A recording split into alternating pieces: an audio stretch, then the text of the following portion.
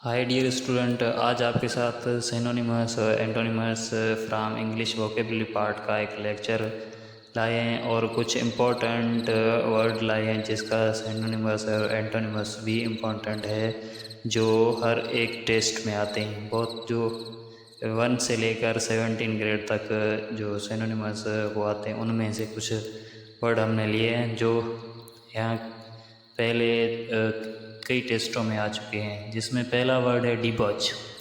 डिबॉच means के thief, चोर को हम बोलते हैं, सिंपल इंग्लिश में बोलते हैं थीफ। और वो हमको जो एग्जामिनर है वो थीफ के वर्ड नहीं देगा, वो देगा डिबॉच, जिसकी माने हम मीनिंग निकालेंगे तो इसका सिनोनिमस होगा करप्ट। रिश्वतखोर जो रिश्वत लेता है वो एक करप्ट भी हो सकता है और रास्किल भी आ सकता है। रास्किल मीन्स बदमाश, चोर।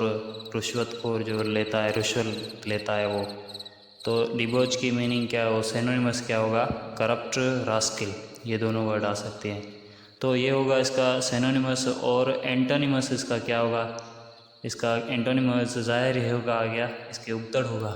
तो क्लीन और मेरिटर्स और उसके साथ जेंटलमैन भी हो सकता है। मेरिटर्स जो मेरिट पे होने वाला, लायक के काबिल, क्लीन साफ़ सुथरा, जेंटलमैन वो शरीफ पे बनता, वो इसके डिबॉच का एंटोनिमस होगा जेंटलमैन, क्लीन, मेरिटर्स, ये तीनों वर्ड आ सकते हैं। तो उसके बाद हमारा जो वर्ड है वो है डेबोनायर। डेबोनायर उसको कहते हैं जो बहुत चुस्त, चालाक, तेज़ दिमाग होता है, उसको क्या कहते हैं, डेबोनायर। डेबोनायर का जो सिनोनिमस होता है वो होगा एलिजेंट। एलिजेंट की मीनिंग भी वही होगी, चुस्त, चालाक, नाजुक जो। और उसके साथ दूसरा वर्ड भी है अजाइल। अजाइल की भी मीनिंग वही होती है, तेज़ दिमाग, चुस्त, चालाक। ये इसकी क्या हो गया, सिनोनिमस होगा। और इसका जो एंटोनिमस है वो है हमारा ऑकवर्ड। ऑकवर्ड की मीन्स है बहुत अजीब, जिसका कोई अंदाज़ बहुत बुरा अंदाज़ हो, अजीब चीज़ लगता हो बंदा, तो उसको हम क्या बोलेंगे, ऑकवर्ड। तो डिबोनायर का जो सिनोनिमस है वो एलिजेंट और अजाइल है, और एंटोनिमस है ऑकवर्ड। उसके बाद है हमारा word decamp. Dear student, decamp उसको कहते हैं, देखो अब हमने कहीं पे हमारी या किसी और बंदों के ग्रुप ने कैंप लगवाई, तो उसके क्या कहेंगे, कैंप लगवाना, कैंप लगवाना। तो उसके उपतड़ है ये, उसका इन्वर्स है ये।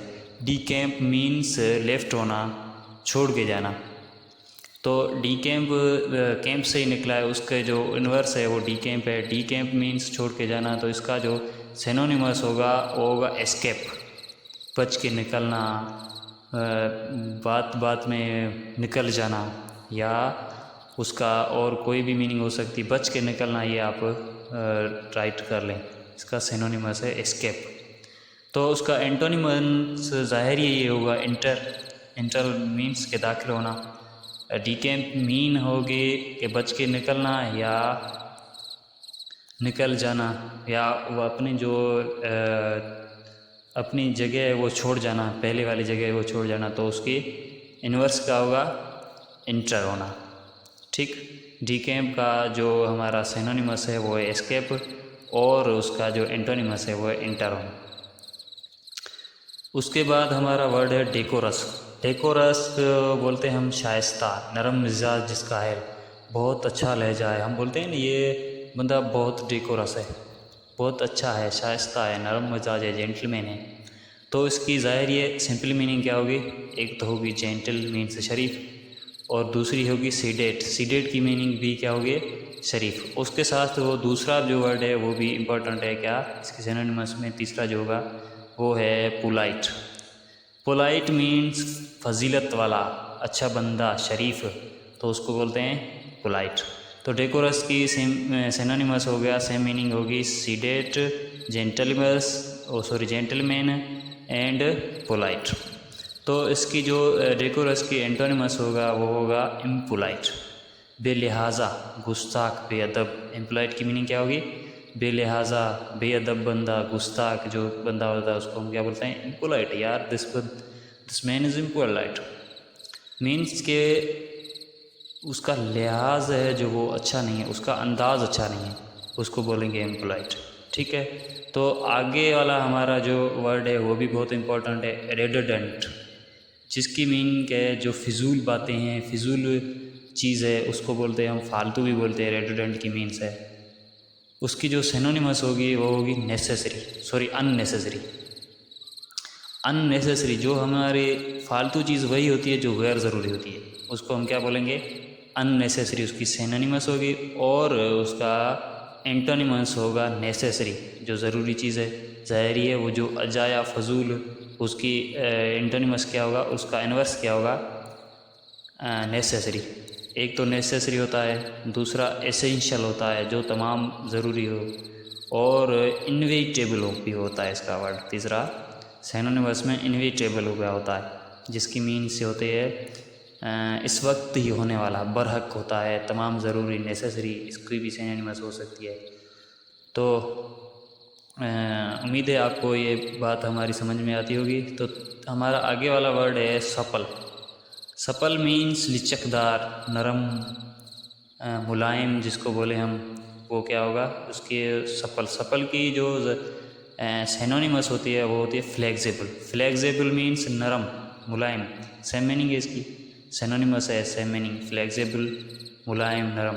और उसका प्लाइंट भी इसकी सिनोनिमस है। प्लाइंट मीन्स भी लिचकदार जो चीज़ है, वो नरम चीज़ है, वो उसे कहते हैं प्लाइंट। सपल का सिनोनिमस फ्लेक्सिबल एंड प्लाइंट होता है। तो इसका जो सपल का एंटोनिमस है वो है रिजिड। रिजिड की मीन्स है बहुत सख्त, मजबूत चीज़ जो होती है ना, जैसे लोहा है और बहुत सारी चीज़ें हमारे जो एलिमेंट्स हैं, वो कोई सख्त हार्ड जो चीज़ होती है उसे क्या कहते हैं? रिजिड। तो सपल मीन्स नरम, लिचकदार, और जो रिजिड मीन्स बहुत सख्त। तो इसका ये हो गया एंटोनिमस। और उसके बाद है हमारा ग्लट। ग्लट मीन्स के बहुत ज़्यादा, तमाम ज़्यादा जो चीज़ होती है उसको बोलते हैं हम ग्लट। तो इसकी जो सिनोनिमस होती है वो होगी एक्सेस। एक वर्ड होगा एक्सेस, जिसकी मैंने भी ज़्यादा है, और दूसरा वर्ड है एनॉर्मस। एनॉर्मस की मोर देन, बहुत ज़्यादा चीज़ें जो होती है उसे भी एनॉर्मस कहते हैं। तो इसका जो एंटोनिमस होगा वो होगा लेक। लेक मीन्स कम चीज़, कोई चीज़ कम बन जाए तो उसको कहते हैं, जैसे हम कहते हैं ना ये चीज़ तमाम ज़्यादा है, तमाम कम हो गई है, तो उसको लेक बोलते हैं। ठीक, तो ग्लट का जो सिनोनिमस है वो एक्सेस, इनॉर्मस है, और एंटोनिमस है वो लेक। उसके बाद है gratify. Dear candidate, gratify means सुकून देना, आराम देना, और उसको सामने वाले को सेटिस्फाई करना, उसको मुत्तमिन करना, उसको हैप्पी करना, इसकी ग्रेटिफाई की मीन है। तो इसके जो सिनोनिमस होगा वो होगा डिलाइट। डिलाइट मीन्स खुश करना, बहुत उसे जो मज़ा देना, डिलाइट उसकी मीनिंग होगी, सिनोनिमस होगा इसका डिलाइट। तो इसका जो एंटोनिमस होगा वो होगा डिसकॉन्टेंट।